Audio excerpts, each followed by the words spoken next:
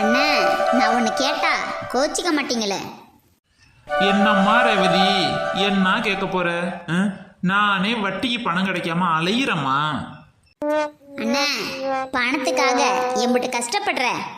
நீ பாட்டுக்கு அங்கங்க ஓடுற ஒடியார. அக்காவை ஒரு வாரத்தை வாடின்னு கூப்பிட்டினா வீட்டுக்கு வந்துடும்ல, பிள்ளைங்கள நல்லா பார்த்துக்கும்ல, நீ தைரியமா வெளியில போய் பணம் தேடலாம்ல. நான் எதுக்கு கூப்பிடணுங்கிறேன். என்னால கூப்பிட முடியாது. அப்புறம் அவ காலம் பூரா நீ தானே வந்து என்னை கூப்பிட்ட அப்படின்னு சொல்லி காட்டிக்கிட்டே இருப்பா. ஐய, எனக்கெல்லாம் அவசியமே இல்லை. நான் அவள்கிட்ட போய் நின்றுக்கிட்டு வீட்டுக்கு வழின்னு கூப்பிடுற அளவுக்கு என் தகுதி ஒன்றும் குறைஞ்சி போயிடலமா. அவளா வந்தா நான் ஏத்துக்கிறேன். அப்ப நீ தாண்டி என்னை தேடி வந்த அப்படின்னு சொல்ல மாட்டீங்களா? சொல்லுவேன்தாம்மா, கோவத்தில் சொல்லுவேன்தான். இப்படி ரெண்டு பேருமே வீம்பா இருந்தா உங்க பிள்ளைங்களை நினைச்சு பார்க்கவே மாட்டீங்களா ரெண்டு பேரும்? இதை பாருமா, எனக்கு சிரமமா இருக்குதான். அவ பாத்துக்கிற அளவுக்கு என்னால பிள்ளைங்களை பாத்துக்க முடியலன்னு நினைக்கிறேன் தான். அதுக்காகலாம் அவளை போய் கூப்பிட முடியாது. நான் பெத்த பிள்ளைங்களை எப்படி பார்த்துக்கணும்னு எனக்கு தெரியும். என் பிள்ளைங்களை பார்த்துக்கிறதுக்கு அவ தான் வேணும்னு அவசியம் இல்லை. நம்ம பிள்ளைங்கன்னு வாயில வருதா?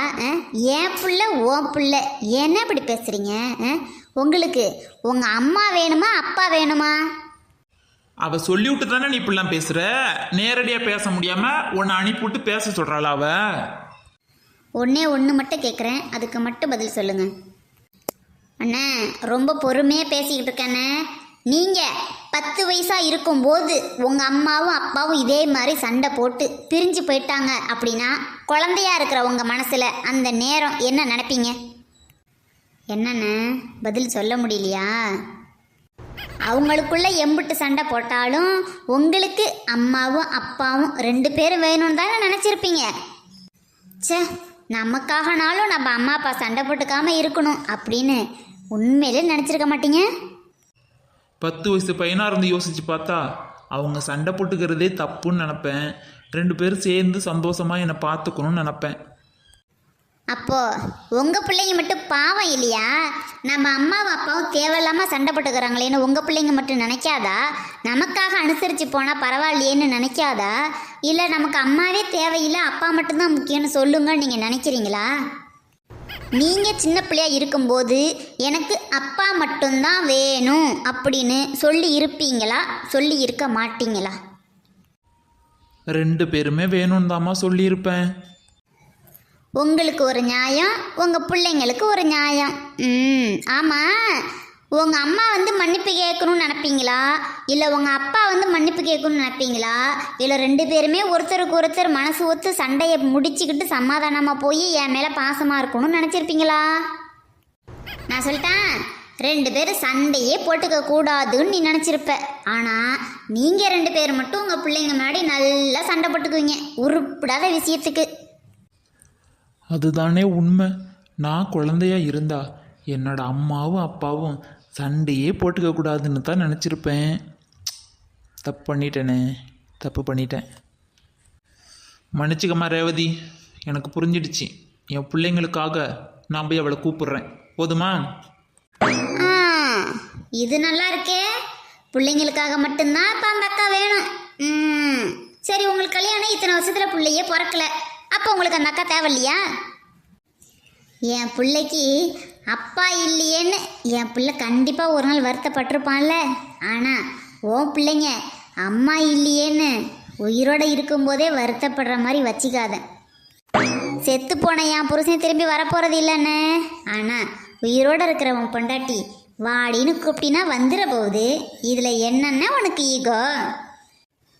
என்ன இவர் ஒன்றுமே சொல்லாமல் போகிறாரு?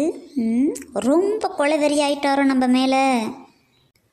அப்பா, அப்பா. என்ன தெரிசா? அப்பா, பணத்துக்காக நீங்கள் ரொம்ப கஷ்டப்படுறீங்க தானே? அப்பா, உங்கள் பிள்ளைக்காக நீங்கள் கஷ்டப்படுறீங்க, அம்மாவும் ஏப்பா பணம் ரெடி பண்ணுறதுக்கு கஷ்டப்படுறாங்க.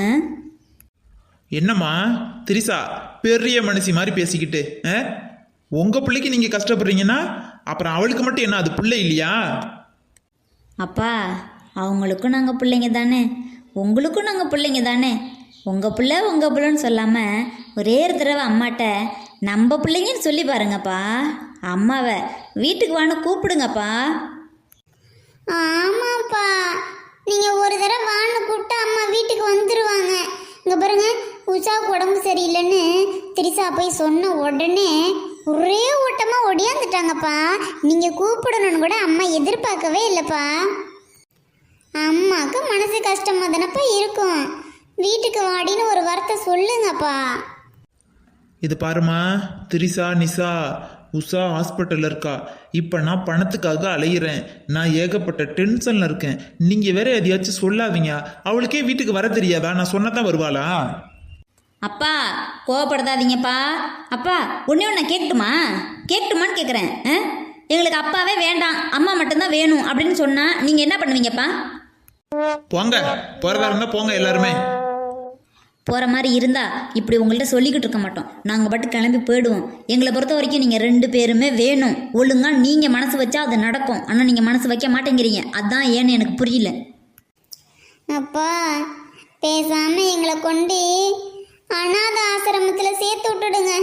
உங்களுக்கும் கஷ்டம் இல்லை, உங்களால் அம்மாவுக்கும் கஷ்டம் இல்லை. நீங்கள் 2 பேராச்சும் நிம்மதியாக இருங்க. எங்களால் தானே நீங்கள் சண்டை போட்டுக்கிறீங்க. சின்ன குட்டி, என்னடா இப்படி பேசிட்ட? நான் இருக்கும்போது நீ ஏன்டா அனாத ஆசிரமத்துக்கு போகணும்னு பேசுற? இப்படிலாம் பேசக்கூடாதுடா. அப்போனா அம்மா இருக்கும்போது நாங்கள் ஏன்ப்பா அம்மாவை பிரிஞ்சு இருக்கணும்? எங்களுக்கு அம்மா வேணும், அப்பாவும் வேணும். நீங்களே முடிவு பண்ணிக்கோங்க. என்னப்பா இன்னும் யோசிச்சுக்கிட்டே இருக்கீங்க? இதை பாருங்க, ஒழுங்கா அம்மா வீட்டுக்கு வான்னு கூப்பிடுங்க. அப்படி இல்லை நாங்களே அழைச்சிட்டு வந்து வீட்டில் வச்சுக்குவோம். நீங்கள் ஏதாச்சும் அம்மாவை ஒரு வார்த்தை சொன்னீங்க, வீட்டில் நடக்கிற பிரச்சனைக்கு அம்மா தான் காரணம், உஷாவுக்கு உடம்பு சரியில்லாமல் போனதுக்கு அம்மா தான் காரணம், இந்த மாதிரிலாம் ஏதாவது பேசுனீங்கன்னு வச்சுக்கோங்கப்பா, நாங்கள் மட்டும் அம்மாவை கூட்டுட்டு தனியாக போயிடுறோம். அதே வீட்டில் நீங்கள் சந்தோஷமாக நிம்மதியாக இருங்கப்பா. என்னப்பா, நம்ம வீட்லேயே தைரியமான ஆள் உஷா தான்.